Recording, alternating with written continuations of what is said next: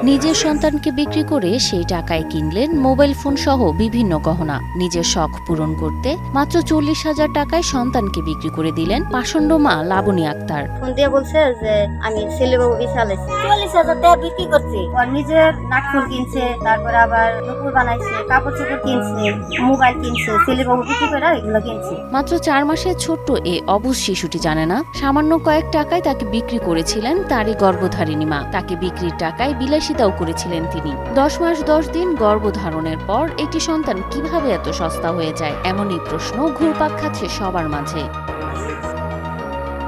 টাঙ্গাইলের মধুপুরে ঘটেছে এমনই এক মর্মান্তিক ঘটনা। শিশুটির বাবা রবিউল ইসলাম বিষয়টি জানতে পেরে তাৎক্ষণিক পুলিশকে জানায়। এরপর রাতভর অভিযান চালিয়ে শিশুটিকে উদ্ধার করে পুলিশের একটি টিম। পুলিশরা অনেক খোঁজাখুঁজি করে বড় ভাইরা সবাই মিলে সাথে যায় ছেলে বাবুটাকে উদ্ধার করে নিয়েছে। অভিযান শেষে শিশুটিকে তার মায়ের কাছেই ফিরিয়ে দেওয়া হয়েছে। পুলিশের পক্ষ থেকে জানানো হয়েছে, শিশুটির মা লাবণী আক্তার নিজেই স্বীকার করেছেন মাথা ঠিক না থাকার কারণে এই কাজ করেছেন তিনি। এখন সে অনুতপ্ত। পরে বাচ্চা উদ্ধার করার পরে যখন বাচ্চাকে দিয়ে কান্নাকাটি করছে, সে আসলে কাজটা ভালো করে নাই। তারপরে এখন আমরা উদ্ধার করার পরে সে অনুতপ্ত, এখন বাচ্চা রাখবে। হয়তো দারিদ্রতা, মানসিক চাপ, সংসারের অশান্তি লাবণীকে এমন ভয়ঙ্কর পথে ঠেলে দিয়েছিল।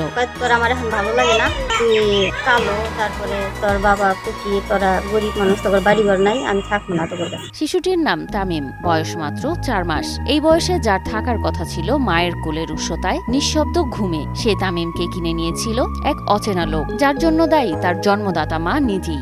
কেনাকাটা করার পর নিয়ে এখানে সবাই জিজ্ঞেস করলো তুই এগুলো কি দেখিস, ছেলে বাবু বেঁচে ফেলাচ্ছি, সেই টাকা দেখিস। শিশু তামিমের বাবা রবিউল ইসলাম যখন তার স্ত্রী লাবণীর মুখে শুনলেন সন্তান বিক্রির বিষয়টি, তখন একেবারেই ভেঙে পড়েছিলেন তিনি। এরপর সাহস করে পুলিশের কাছে যান এবং অভিযোগ দায়ের করেন। এরপর রাতভর অভিযান চালায় পুলিশ। পুলিশের অক্লান্ত পরিশ্রমে একসময় শিশুটি ফিরে আসে মায়ের কোলে। জানতে পারি যে একটা মা আর কি তার 4 মাসের একটা বাচ্চাকে বিক্রি করছে গত বৃহস্পতিবার, অর্থাৎ 7 দিন আগে।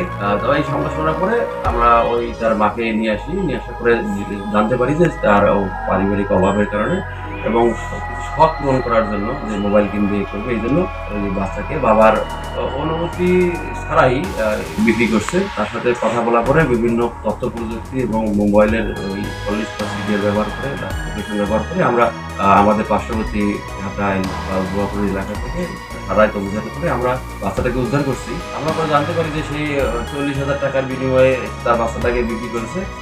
এটা সম্ভবত প্রথমে অভাব বা তার কিছু শখ পূরণ করার জন্য। পরে সেই টাকা দিয়ে একটা মোবাইল কিনেছে, একটা নাকফুল কিনছে, তারপরে পায়ের নুপুর কিনছে, তার তো শখ পূরণ করার জন্য।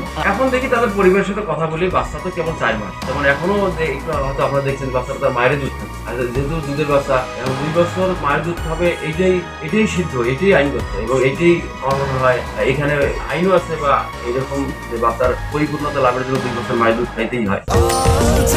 স্বাস্থ্যকর অল টাইম হানিকম, সব সময় অল টাইম হেলদি লাইফ। কিন্তু প্রশ্ন রয়ে যায়, সেই কোলে কি এখনো আগের মতো ভালোবাসা আছে, নাকি আবারও সামান্য কিছু টাকার বিনিময়ে শিশু তামিমের জায়গা হবে আবার কোনো নতুন মানুষের ঘরে? এদিকে মা লাবণীর এমন ঘটনায় শাস্তির দাবি করেন স্থানীয়রা। একটা শিশু পাচারকারী, উপযুক্ত শাস্তি হওয়া দরকার, আর যারা কিনে নিছে তাদেরও শাস্তি হওয়া দরকার।